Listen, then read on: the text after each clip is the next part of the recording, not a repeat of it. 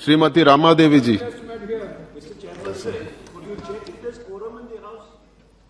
सभापति महोदय, आज वर्ष 2022-23 के लिए रेलवे मंत्रालय के नियंत्रणाधीन अनुदानों के मांगों पर चर्चा करने के लिए ये समय दिए हैं। बहुत बहुत धन्यवाद देती हूं आपको।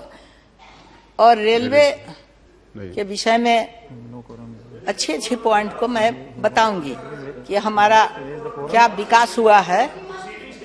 रेलवे न सिर्फ देश को एक छोर से दूसरे छोर से जोड़ने का काम करती है।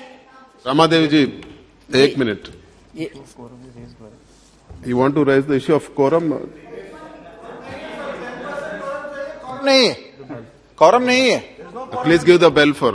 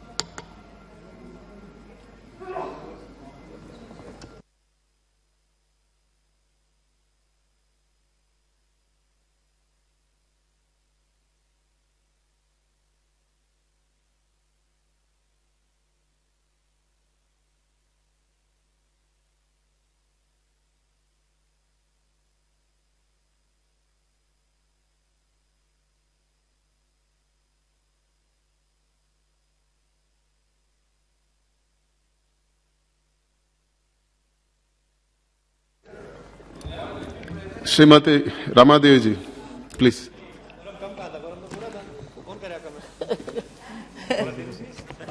और कुछ क्या करेगा सभापति महोदय। आज रेलवे मंत्रालय का निर्माणाधीन अनुदानों के चर्चा के लिए समय दिए हैं, इसके लिए बहुत बहुत धन्यवाद। रेलवे न सिर्फ देश की एक छोर से दूसरे छोर से जोड़ने का काम करती है, बल्कि देश की कई भिन्न भिन्न संस्कृतियों को भी आपस में मिलाने का काम करती है और देश के पिछड़ेपन को दूर कर संतुलित विकास की दिशा प्रदान करती है।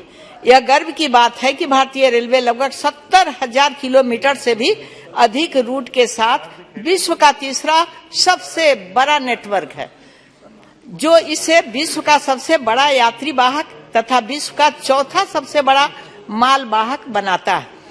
और इनके सबके लिए रेल पटरियों, पुलों, सिग्नलिंग और दूरसंचार जैसी विभिन्न प्रणालियों को चुस्त दुरुस्त रखने के लिए आवश्यकता होती है। तो कोरोना जैसी वैश्विक महामारी के दौरान भी रेलवे नेटवर्क में जो रिफॉर्म किया गया है, विस्तार किया गया है, वह काफी सराहनीय है। यह सब माननीय प्रधानमंत्री जी एवं रेल मंत्री जी की दृढ़ इच्छा शक्ति और दूरदर्शिता के कारण संभव हो पाया है। कोरोना वैश्विक महामारी के दौरान भी भारतीय रेलवे ने अपनी महती भूमिका अदा की है। रेलवे ने कोविड के दौरान 901 ऑक्सीजन एक्सप्रेस यात्रा के माध्यम से 2087 फुल टैंकर्स और 36,840 मीट्रिक टन ऑक्सीजन राज्यों को पहुंचाने का काम किया है। इसके अलावा 4,4621 श्रमिकों के स्पेशल ट्रेन के द्वारा 6.3 मिलियन लोगों को एक स्थान से दूसरे स्थान तक पहुंचाने का काम किया। रेलवे ने मुश्किल समय में करने का जो आम लोगों की राहत पहुंचाया है। कोविड की चुनौती को स्वीकार करते हुए प्रधानमंत्री जी के आपदा के अवसर में बदलकर रेल मंत्री जी ने सप्लाई चेन को चालू रखा तथा देश के कोने कोने में 1233 मीट्रिक टन जरूरी सामान आम लोगों के लिए पहुंचाने का काम किया। यह विशेष चीज है कि उस पर इतना ध्यान देने का हमारे प्रधानमंत्री और रेल मंत्री ने काम किए। माननीय प्रधानमंत्री जी के नेतृत्व में केंद्र सरकार ने रेलवे में निवेश जोरदार तरीके से बढ़ाया ताकि मौजूदा सुविधाओं को बनाए रखने के साथ उनकी बढ़ती आवश्यकताओं को भी पूरा किया जा सके। इसी को ध्यान में रखते हुए मौजूदा बजट में रेलवे के 1,10,055 करोड़ रुपए की राशि आवंटित करने की घोषणा की है। मोदी सरकार ने वर्ष 2030 तक रेलवे को भविष्य की आवश्यकताओं को देखते हुए तैयार करने की जो योजना बनाई है वो सरकार की दूरगामी सोच का नतीजा है। हम ये देखना चाहते हैं कि सरकार ने रेलवे लाइन निर्माण में 66% की अप्रत्याशित वृद्धि हुई है। वर्ष 2009-2014 के बीच जहां 1520 किलोमीटर प्रति वर्ष नई रेलवे लाइन डबल लाइन निर्माण हुआ है, वहीं उसकी तुलना में वर्ष 2014 से 21 में हमारा 2533 किलोमीटर प्रति वर्ष रेलवे लाइन डबल लाइन और गेज कन्वर्जन का भी काम एनडीए सरकार में हुआ है।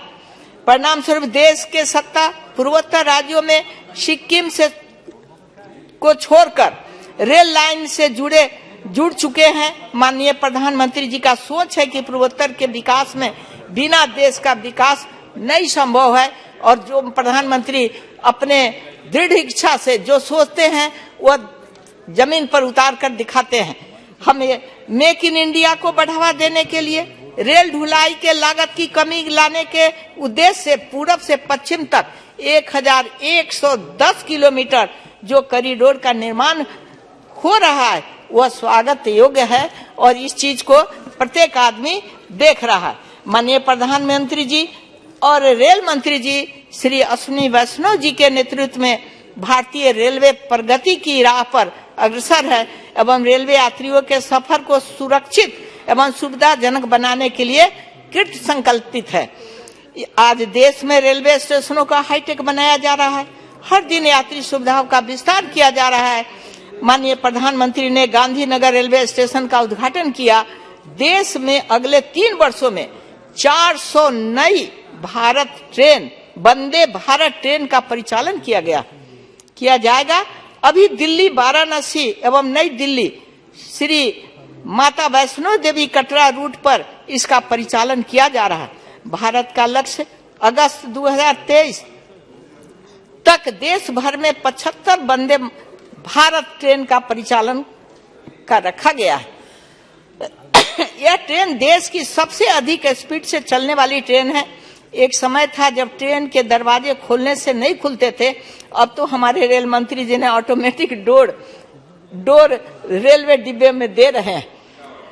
इसके अलावा देश में वाराणसी, पटना, कोलकाता सहित देश के कई अन्य रूटों पर हाई स्पीड ट्रेनों का परिचालन कराने के लिए सर्वे किया गया है। इसके लिए माननीय मंत्री जी को मैं धन्यवाद देती हूं और इनकी सोच की धन्यवाद देती हूं। माननीय प्रधानमंत्री जी के नेतृत्व वाली इस सरकार में समाज के हर वर्ग के जीवन शैली में गुणात्मक सुधार के प्रयास किए गए। इसी कड़ी में दिव्यांगजनों की सुविधा प्रदान करने के उद्देश्य से आज सरकार द्वारा सुगम्य भारत अभियान के तहत देश महत्वपूर्ण रेलवे स्टेशन पर रैंप का निर्माण कराया जा रहा है। मेरी सरकार से अनुरोध है कि इस योजना के तहत बिहार सहित देश के एवं ग्रामीण क्षेत्रों में अवस्थित रेलवे स्टेशन पर भी अधिक से अधिक रैंप का निर्माण कराया जाए। इससे दिव्यांगजनों को रेलवे से यात्रा में सुविधा मिलेगी। आने वाले वर्षों में रेलवे की क्षमता का विस्तार दिसंबर 2023 तक बड़ी लाइन खंड के 100% विद्युतीकरण कार्य होगा।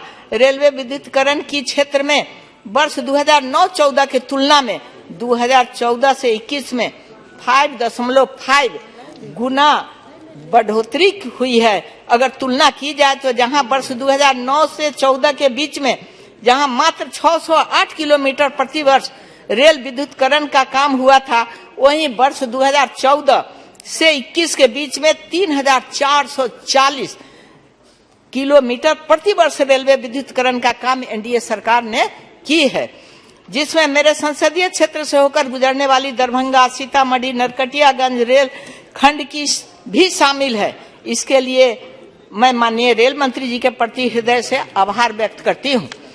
माननीय रेल मंत्री जी को धन्यवाद देती हूँ कि उन्होंने युवाओं को मुफ्त ट्रेनिंग देने के उद्देश्य से रेलवे कौशल विकास योजना की शुरुआत की है, जिसके तहत देश के 75 से अधिक ट्रेनिंग लोकेशन पर वर्ष 2024 तक 50,000 युवाओं को ट्रेन किया जाएगा, जो नौकरी के लिए ललायत थे, जो मांग करते थे। ये सारी व्यवस्था हमारे माननीय मंत्री जी के द्वारा हो रहा है।